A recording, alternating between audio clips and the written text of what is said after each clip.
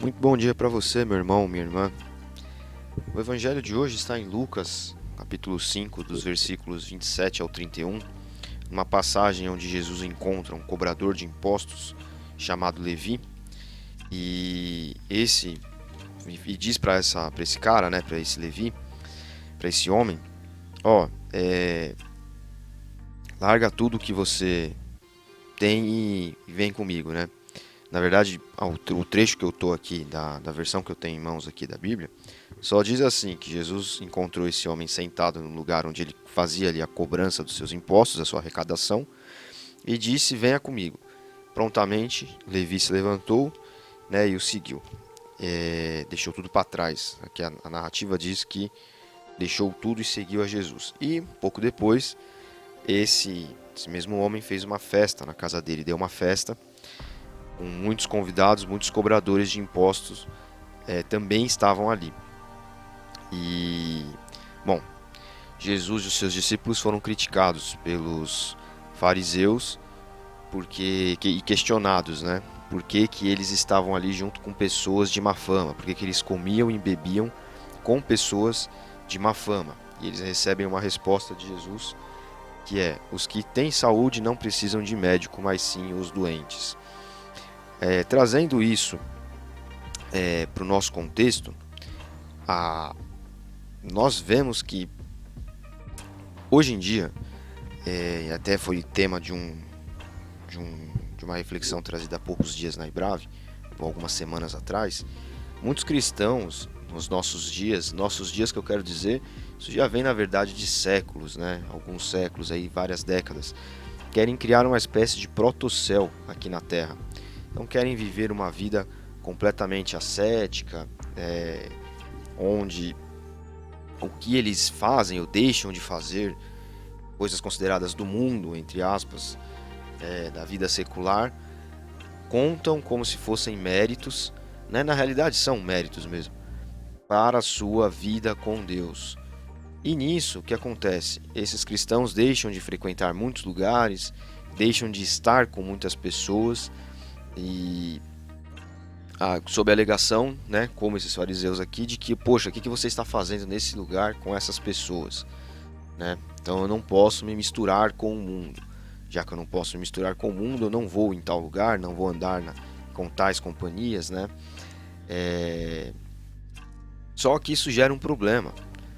Como nós vamos levar à luz, como nós vamos salgar a carne, se nós não estivermos de corpo presente, muitas vezes, em lugares que alguém poderá até dizer: nossa, mas como você pode frequentar tal lugar? Claro, a gente não está aqui lidando com crianças, com pessoas que não sabem dosar as coisas, né?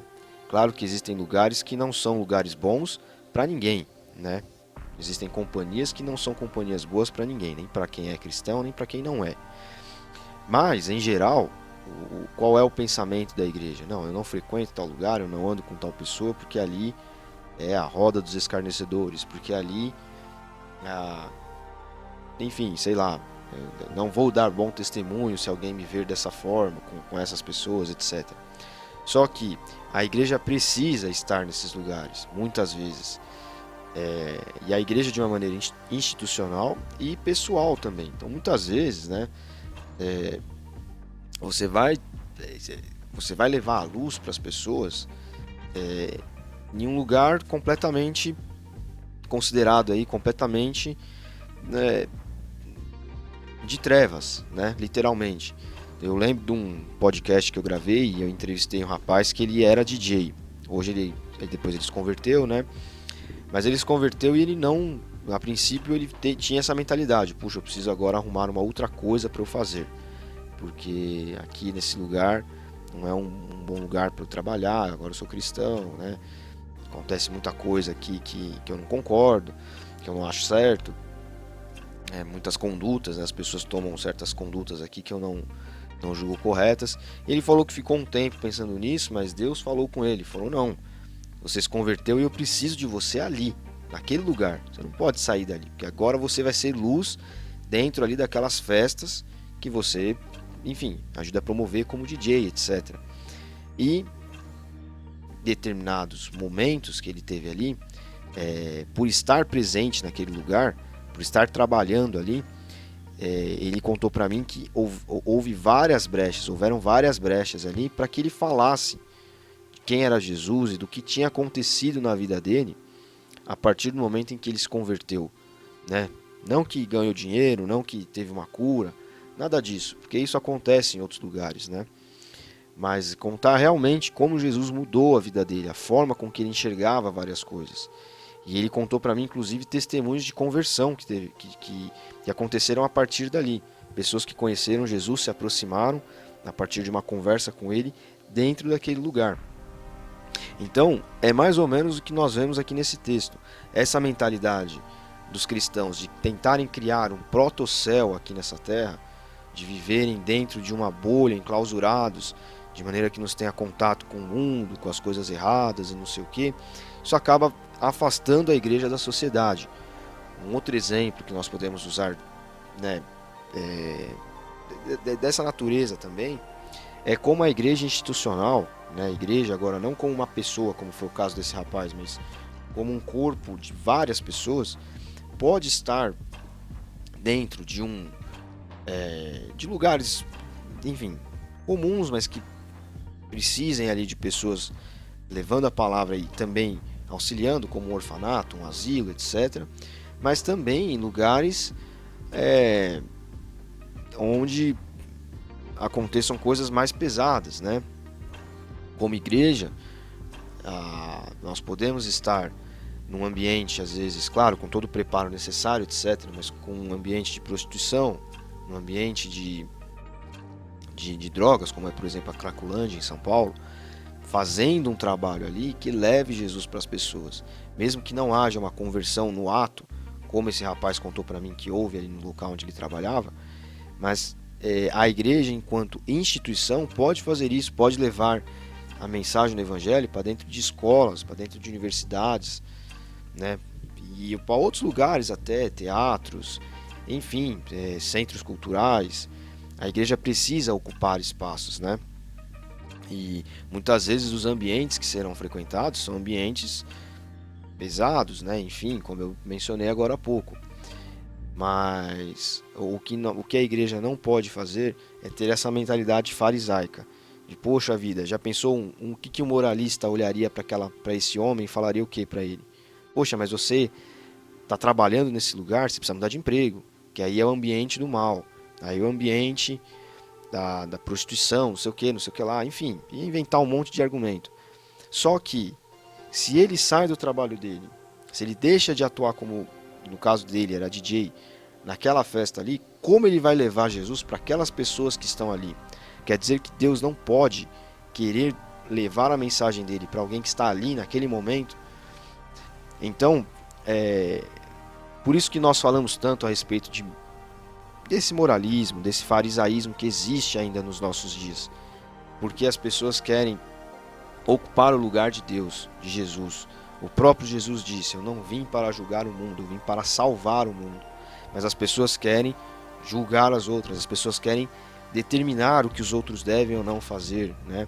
Como aí existem muitos líderes que fazem isso com as pessoas, né?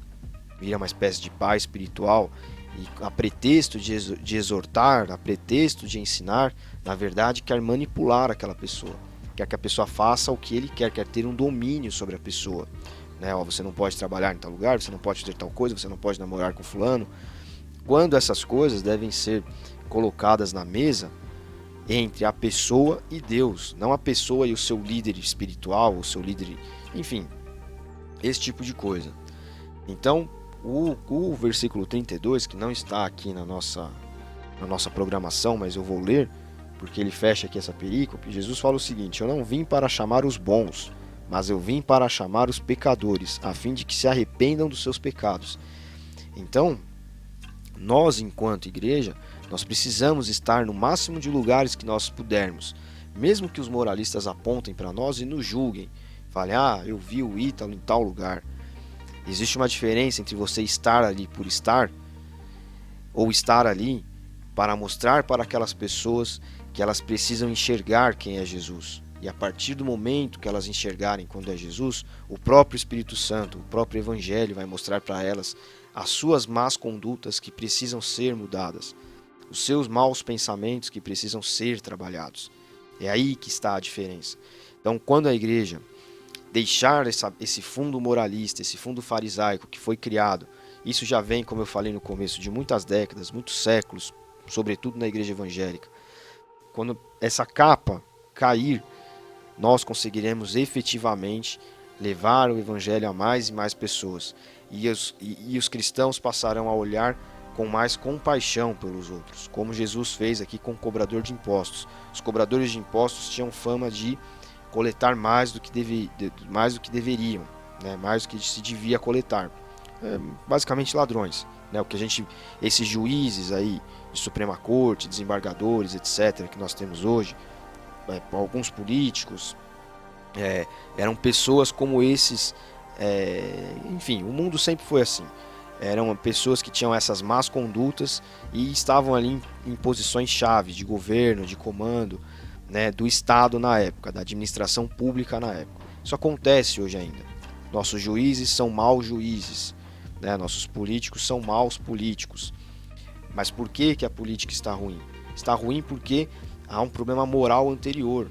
Enquanto o Brasil não curar o seu sistema judiciário, os seus juízes, né, enquanto essas pessoas não forem moralmente saudáveis, não aplicarem as regras, não estiverem ali para julgar, não para fazer leis, para ditar regras, sem querer interesse próprio, corporativismo, essas coisas, nós não vamos mudar a política do Brasil, né? Não adianta eleger presidente, deputado, senador, se os juízes que julgam essas pessoas têm essa índole que nós conhecemos que tem, essa moral baixa, podre, né? Então é mais ou menos isso, esses cobradores de impostos aqui. E os fariseus apontaram para Jesus e falaram: você está aí comendo e bebendo com ladrões. Basicamente era isso. Mas Jesus fala: eu vim para trazer, não vim para os que têm saúde, vim para os que estão doentes. Nós, enquanto seguidores de Jesus, imitadores de Cristo, precisamos sempre ter em mente servir na nossa igreja, trabalhar pelo reino, com tudo o que nós pudermos, e imitarmos a Jesus. Imitar a Jesus é isso aqui, não é um pensamento farisaico. É um pensamento de que eu, graças a Deus, estou mais saudável que essas pessoas porque eu conheço a Jesus e eu sei onde buscar o perdão e a redenção. Mas elas não estão. Por isso eu vou até elas e vou com compaixão tentar mostrar a elas que eu sou igual e que elas precisam olhar para Jesus e a partir daí a mudança em suas vidas virão. A mudança em suas vidas virá. Bom, era essa a mensagem que eu queria deixar por hoje. Deus te abençoe. Até amanhã.